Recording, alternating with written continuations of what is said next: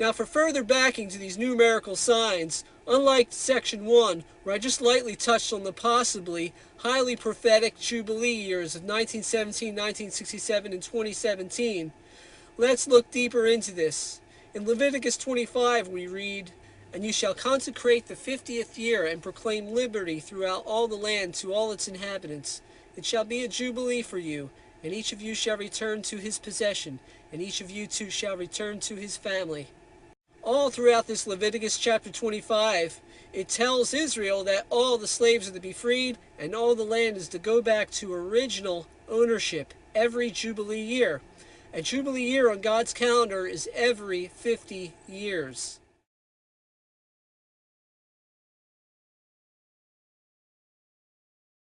Now in verse 23, God tells the Israelites, "The land shall not be sold permanently, for the land is mine, for you are strangers and sojourners with me." So as you can see, it says that God owns the land, and the land is going to go back to him at Christ's return, according to this law in Leviticus 25.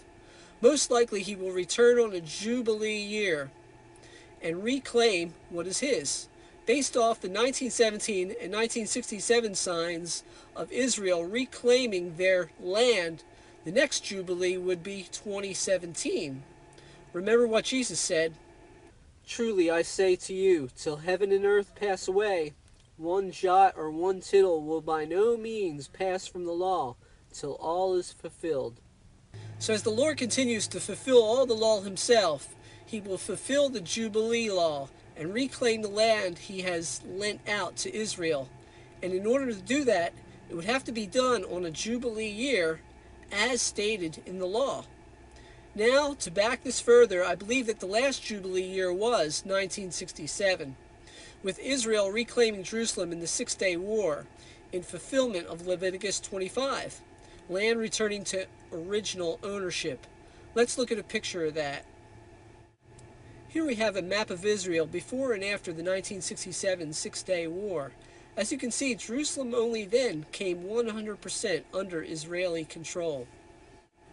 So we wouldn't count from the 1948 rebirth of Israel that so many prophecy teachers are focused on, but we would count from 1967 being the year of Jubilee, since Israel did not possess Jerusalem until 1967.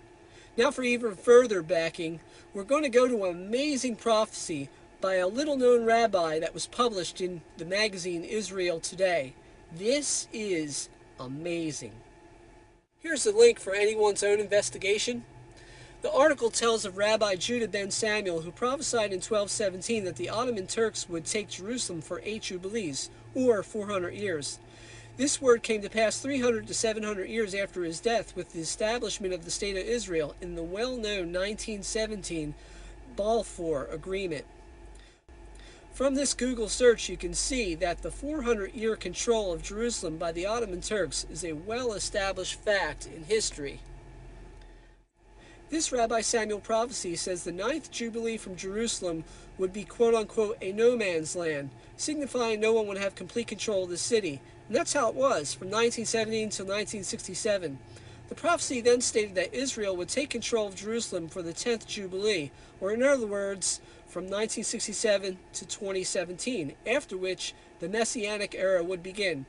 As you can see by the caption of the article, 1967 was the start of the countdown to the Messianic era. One more Jubilee, and that would take us to 2017.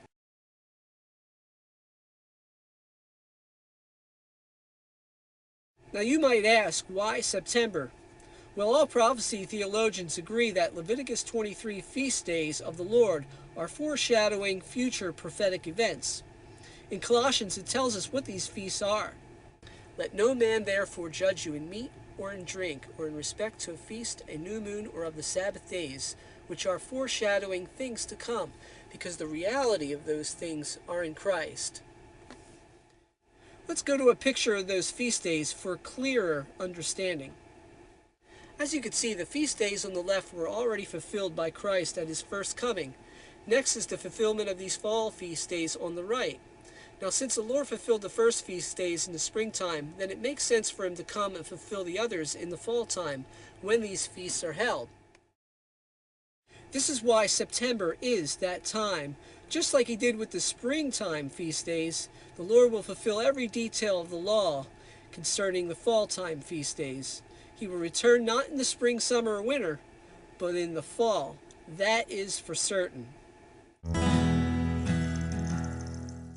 Now, it is quite possible that Jesus would return in September of 2017. No man knows the day or the hour, but we all figure that he would return on a special Sabbath day on the Day of Atonement, possibly.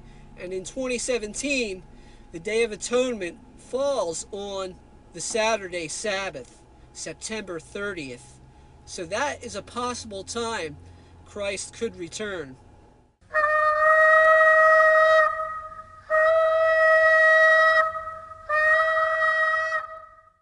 Now, one of the details of the Jubilee year fulfillment is that all slaves would be free.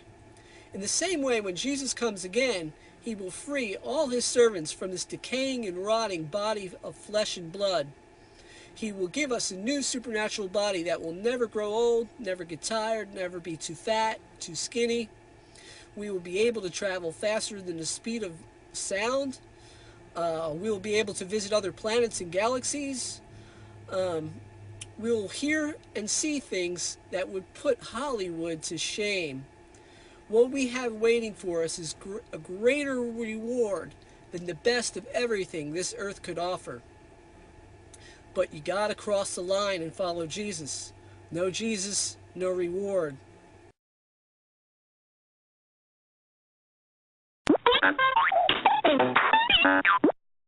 Now, if you don't awaken, you are going to get the shaking. And thank God for that, because there's a much better life awaiting us when Jesus returns.